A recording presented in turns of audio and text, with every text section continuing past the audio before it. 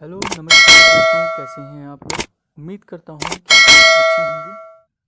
आज हम इस वीडियो में बात करेंगे एसएससी सीपीओ के बारे में। एग्ज़ाम में हमारी स्ट्रेटजी क्या होनी चाहिए, हम इस बारे में डिस्कस करेंगे। ये वीडियो खासकर बिगिनर्स के लिए है जो अभी अभी कंपटीशन फील्ड में आए हैं।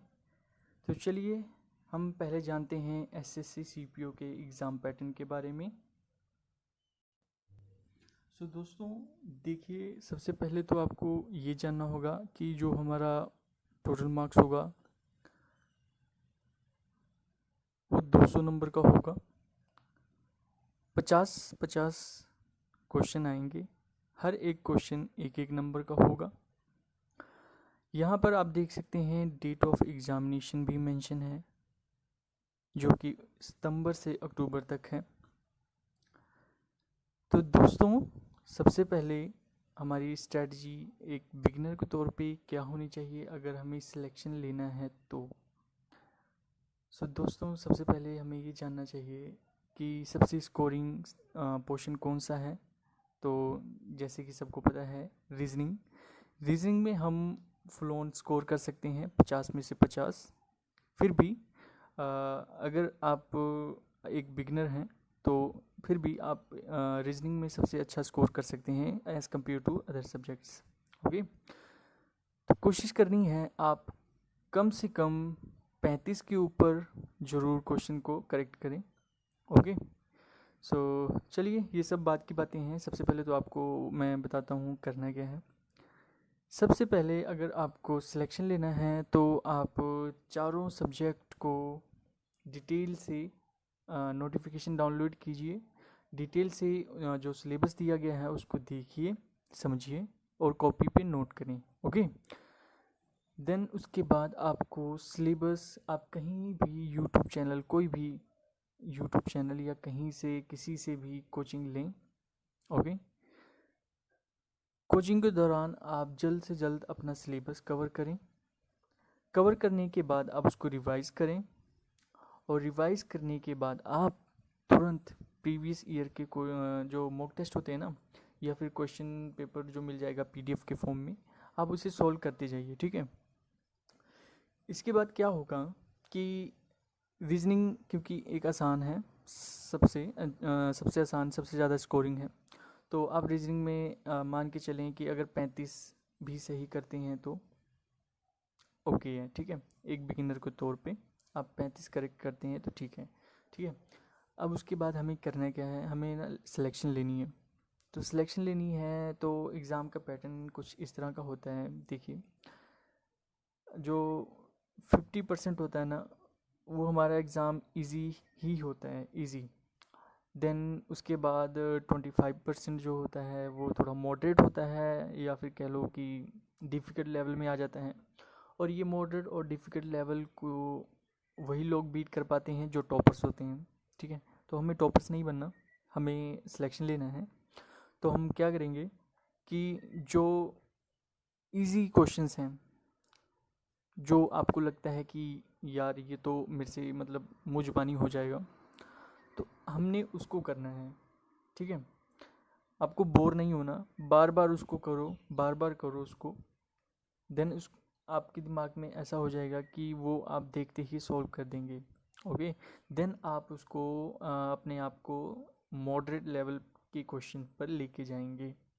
ठीक है, अगर आपके पास टाइम बचता है तो। ये एक स्ट्रेटजी बिगनर्स के लिए है, मैं पहले ही बता दिया आपको। तो बिगनर्स के लिए इस तरह की स्ट्रेटजी है कि अगर आप मान के चलें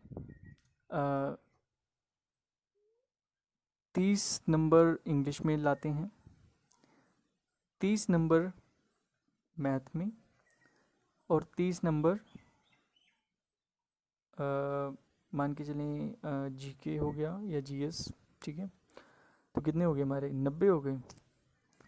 और 35 नंबर उसमें, तो 125 के आसपास हमारा एक ओवरऑल मार्क्स बनता है। फिर भी ये बहुत ज़्यादा हो गया, जबकि कट ऑफ इतनी जाती नहीं है। ठीक है, कोई बात नहीं।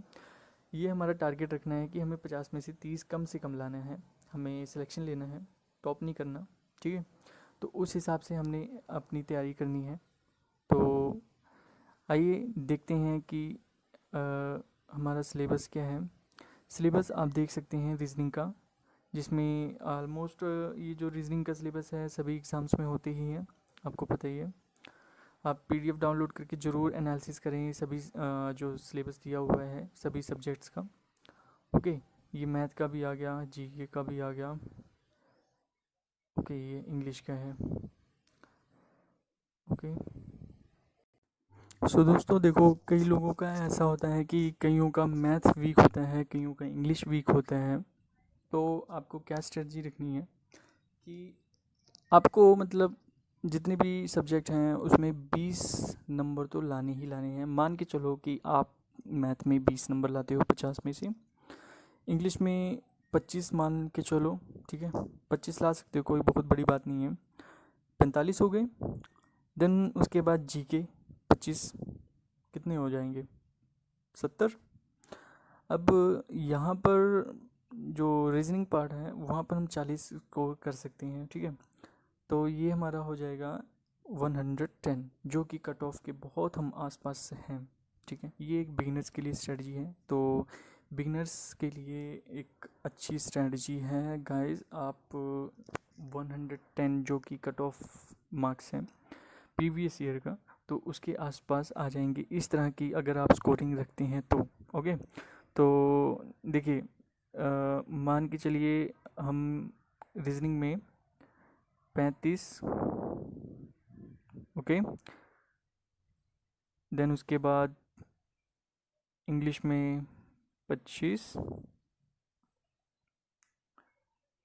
मैथ में 20, ओके, एंड जीके में 25।